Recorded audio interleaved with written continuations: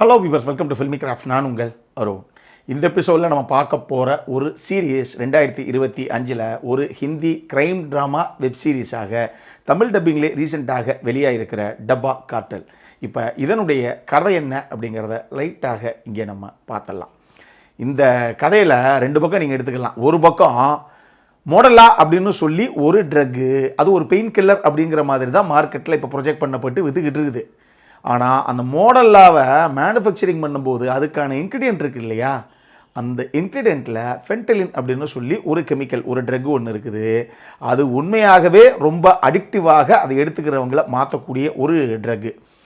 அது வேறு சில விஷயங்களுக்கும் அந்த ட்ரக்கு தேவை அப்படிங்கிறதுக்காக மொத்த இந்தியாவிலேயே 5 கம்பெனிக்கு தான் அதை மேனுஃபேக்சரிங் பண்ணக்கூடிய அப்ரூவலே இருக்குது, லைசன்ஸே இருக்குது. அதில் விவா லைஃப் அப்படின்னு சொல்லி ஒரு கம்பெனி, அவங்க அந்த ஃபென்டலினை மற்ற கம்பெனிஸ் மாதிரியே அவங்களும் அந்த மீதி 4 கம்பெனி எப்படி மேனுஃபேக்சரிங் பண்ணுறாங்களோ அந்த மாதிரி இவங்களும் அதை மேனுஃபேக்சரிங் பண்ணுறாங்க.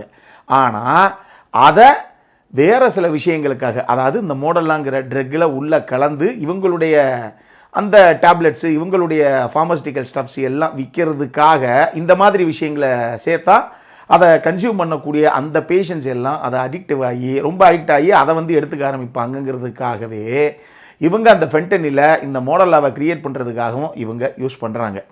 இந்த விஷயத்தை தெரிஞ்சுக்கிட்ட FDSCOவுடைய ஒரு சின்சியரான ஆஃபீஸர் ஒருத்தர், அவர் இந்த கிட்டத்தட்ட இந்த கேஸ் மேலே ரொம்ப ஒரு ஆர்வமாக கடைசியாக எப்படியாக அந்த விவா லைஃப்பை நம்ம கவர் பண்ணணும், அவங்க இதுக்கு மேலே இந்த மாதிரி சம்பவங்களை இந்தியா முழுக்க பண்ணுறதுக்கு அலோவ் பண்ணக்கூடாது, அவங்க மார்க்கெட்டில் ட்ரக்கையே விற்றுக்கிட்டு இருக்காங்க, கேட்டால் பெயின் கில்லர் அப்படிங்கிற ஒரு பேரில் இது எப்படியாவது கட்டுப்படுத்தணும், அவங்கள மொத்தமாக அந்த கம்பெனியை மூடணும் அப்படிங்கிறதுக்காக ஒரு ஆஃபீஸர் ஒருத்தர் களத்தில் இறங்குறாப்புல. இது ஒரு பக்கம். இன்னொரு பக்கம் ஆக்சுவலாக ஒரு 2-3 பெண்கள் சேர்ந்து ஒரு டப்பா சர்வீஸ் ஒன்று ஆரம்பிக்கிறாங்க. மும்பையில் டப்பா சர்வீஸ் ரொம்ப ஃபேமஸ்ஸு, இப்போ கிடையாது, பல காலமாக அது இருக்குது. நீங்கள் மாதம் காசை மட்டும் கொடுத்துட்டீங்க அப்படின்னா சுட சுட மத்தியானம் வீட்டு சாப்பாடு நேராக ஆஃபீஸுக்கே ஒருத்தர் டெலிவரி பண்ணிட்டே போயிடுவாப்புல. இப்போ சென்னையிலையும் அது பல பேர் ஆரம்பிச்சிருக்காங்க, பல இடங்கள் அது போய்கிட்டு தான் இருக்குது. ஸோ மும்பையில் கதைக்களம் நடக்குது. அங்கே இந்த மாதிரி ஒரு விஷயம் ஒன்று, டப்பா சர்வீஸ் ஒன்று நடத்துகிறாங்க 3 பேர் சேர்ந்து. யார் யார் அப்படின்னா ஷப்னா ஆஸ்மி ஒன்று, ஷாலினி பாண்டே ஒன்று, நிமிஷா சஜயன் ஒன்று. இவங்க 3 பேரும் சேர்ந்து பண்ணுறாங்க. இதில் இன்னும் 2 பேர் ஒரு கட்டத்தில் ஜாயின் ஆகிறாங்க. ஒன்று அஞ்சலி ஆனந்த், இன்னொன்று ஜோதிகா. இந்த 5 பேரும் சேர்ந்து இந்த டப்பா சர்வீஸை ஒரு பக்கம் பண்ணுறாங்க. ஆனால் ஒரு கட்டத்தில் வெறும் சோத்தை மட்டும் அனுப்ப முடியாது, அது கூடயே ஒரு ட்ரக்கையும் சேர்த்து வச்சு அனுப்பணும் அப்படிங்கிற ஒரு இக்கட்டான சூழ்நிலை இவங்களுக்கு. அதை சேர்த்து வச்சு அனுப்புகிறாங்க.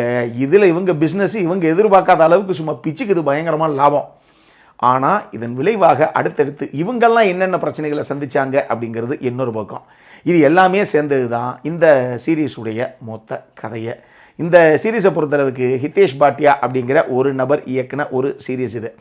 இதில் ஓவராலாக 7 எபிசோடு சேர்த்து எக்ஸாக்ட்லி 5.5 மணி நேரம் ஓடுது. அதை மைண்டில் வச்சுக்கோங்க.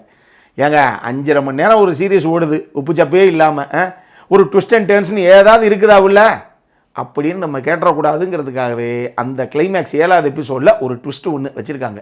ஆனால் மேட்ரு என்ன அப்படின்னா, அந்த ட்விஸ்ட்டு ஓ இதான் ட்விஸ்ட்டா அப்படிங்கிற ரேஞ்சில் தான் நமக்கு இம்பேக்டை க்ரியேட் பண்ணுதே தவிர, அந்த ட்விஸ்ட்டு ஒரு நல்ல ட்விஸ்ட்டு தான், ஆனால் என்னவோ நமக்கு அது பெருசாக எந்த ஒரு இம்பேக்டையுமே கிரியேட் பண்ணலை. அதுக்கு காரணம் கதாபாத்திரங்களும் சரி, இதனுடைய திரைக்கதையும் சரி, எழுதப்பட்ட விதமே அப்படி தான் இருக்குது. ரொம்ப ஃப்ளாட்டாகத்தான் இருக்குது. இருக்கிறதுலையே பவர்ஃபுல்லான கதாபாத்திரம் அப்படின்னா ஷப்னா ஆஸ்மியுடைய கதாபாத்திரம் தான், அப்படி தான் நீங்கள் சொல்லணும்.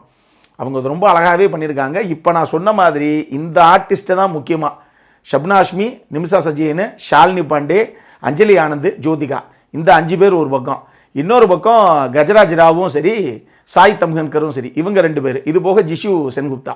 இவ்வளவு தான் கதாபாத்திரங்கள். இது போக அங்கங்கே கதாபாத்திரங்கள் வருதே தவிர வேறு எந்த கதாபாத்திரமும் அந்தளவுக்கு இவங்க ஸ்ட்ராங்காக அதை எதுவுமே பண்ணலை. ஏதோ பேருக்கு தான் அந்த கதாபாத்திரங்கள் எல்லாமே போகுது.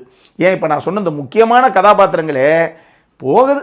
இந்த ட்ராமாவுக்கு இந்த கதாபாத்திரங்கள் இருந்தால் இப்படி இந்த சீன்ஸை நம்ம நரேட் பண்ணலாம் அப்படிங்கிறதுக்காகத்தான் வைக்கப்பட்டிருக்கே தவிர, பெருசாக நம்ம எதிர்பார்க்காத ஒரு ட்விஸ்ட் அண்ட் டர்ன்ஸ், ஐயோ என்னமோ ஒரு சம்பவம் இவங்க இப்படி மாட்டிக்கிட்டாங்களே, இப்போ என்ன நடக்க போதோ அப்படின்னு எந்த ஒரு சம்பவமே இந்த வெப்சீரிஸ்க்குள்ளே கிடையாது. ஸோ இதனுடைய ரைட்டிங் தான் இதனுடைய மிகப்பெரிய பிரச்சனை. முதல்ல எழுதினா தான் அதுக்கப்புறம் அந்த காட்சிகளாக கன்வெர்ட் பண்ணுறதுக்கு. அந்த அளவில் தான் ரைட்டிங் ஒர்க் அவுட் ஆகிருக்கு. டெக்னிக்கல் சைடில் படத்துடைய cinematography and background scoring okay தான். பேக்ரவுண்ட் ஸ்கோரிங் ஓரளவுக்கு தேவையான விஷயங்கள் இருந்தது. அங்கங்கே ஒரு சில எபிசோட்ஸை ரொம்ப ஸ்லோவாகத்தான் போகுது. ஆனாலும் பேக்ரவுண்ட் ஸ்கோரிங்கில் ஓரளவுக்கு ஹோல்ட் பண்ணியிருக்காப்புல படத்துடைய மியூசிக் டைரக்டர் அப்படின்னு நம்ம சொல்லலாம். இந்த வெப் சீரிஸுடைய மியூசிக் டைரக்டர் அப்படின்னு சொல்லலாம். இதில் இந்த சீரீஸை பொறுத்தளவுக்கு முதல்ல இப்படி ஒரு சீரீஸ் வெளியாச்சு அப்படிங்கிறதே பல பேருக்கு பெருசாக வெளியே வரலை.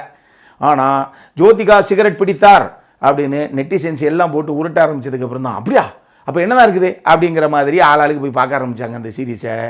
ஆனால் ஒரு உண்மை என்ன அப்படின்னா, ஜோதிகா சிகரெட் பிடிக்கிற மாதிரி தண்ணியெல்லாம் அடிக்கிற மாதிரி காட்சிகள் உள்ளே வைக்கப்பட்டிருக்கு. ஆனால் இதெல்லாம் நம்ம கமெண்ட் பண்ணுறதுக்கு ஒன்றுமே கிடையாதுங்க. அந்த பர்டிகுலர் கதாபாத்திரம் ஹிந்தி வெப் சீரிஸை பற்றி நமக்கு தெரியாது. உள்ளூர் சீரிஸே எந்த ரேஞ்சுக்கு எடுத்துக்கிட்டு இருக்காங்கன்னு இப்போ நமக்கு தெரியும். தமிழில் கோலிவுட்டில் எடுக்கப்படுற தமிழில் ஒரு வெப் சீரிஸு அந்த மாதிரி டிவி சீரிஸே எந்த லெவலுக்கு எடுக்கிறாங்கன்னு நமக்கு தெரியும். அப்படி இருக்கும்போது பாலிவுட் சைடில் எடுத்தால் சொல்ல வேணும், அவங்க பயங்கரமாக மேட்ரே உள்ளே வச்சு சரமரியாக எடுப்பாங்க.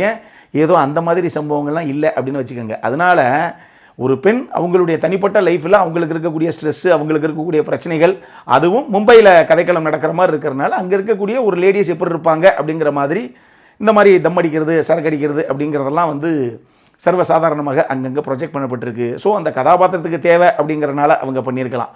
மற்றபடி நம்ம அதில் கமெண்ட் பண்ணுறதுக்கு ஒன்றுமே கிடையாது. அது ரியல் லைஃப்லேயும் நடந்தால் கூட அது அவங்களுடைய தனிப்பட்ட வாழ்க்கை, தனிப்பட்ட விருப்பம். அதை நம்ம எதுவுமே சொல்ல முடியாது. டெக்னிக்கலி எனக்கு தெரிஞ்சு ஒரு ஓகே சம்பவம் தான் இது. ஆனால் நம்மளை மாதிரி பெரிய ஆர்வத்தில் எங்கள் 7 எபிசோடு பார்க்குறோம், ஏதாவது பெருசாக இருக்குமா அப்படின்னு கேட்டிங்கன்னா அவங்களுக்கெல்லாம் அவ்வளோ பெரிய அப்பா டக்கர் சீரீஸ்லாம் ஒன்றுமே கிடையாது. இது பொழுதே போகலை அப்படின்னா சும்மா உட்காந்து ஒரு தடவை பார்க்கலாம். அந்த அளவுக்கு தானே தவிர மற்றபடி பெருசாக சொல்கிறதுக்கு இந்த வெப் சீரிஸில் எதுவுமே இல்லை. அடல் கானண்டை பொறுத்தளவுக்கு இதில் செக்ஷுவலாக எந்த ஒரு விஷயமே அவங்க போர்ட்ரே பண்ணப்படவே கிடையாது. ஆனால் கொஞ்சம் வார்த்தை பிரயோகங்கள், அது ப்ரொஃபானிட்டி இஷ்யூஸ் கொஞ்சம் நிறையவே இருக்குது. அங்கங்கே சரமாரியாக நம்ம கூந்தல் வார்த்தையெல்லாம் அங்கங்கே யூஸ் பண்ணியிருக்காங்க. அதை மட்டும் மைண்டில் வச்சுக்கோங்க.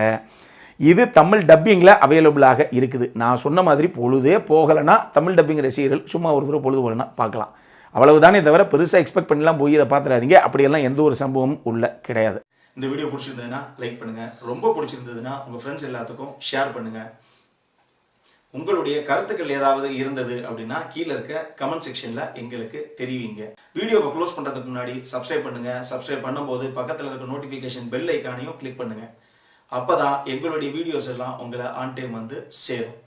இதே மாதிரி இன்னொரு வீடியோவோட அடுத்த முறை உங்களை சந்திக்கிற வரைக்கும் இட்ஸ் அருண் signing off.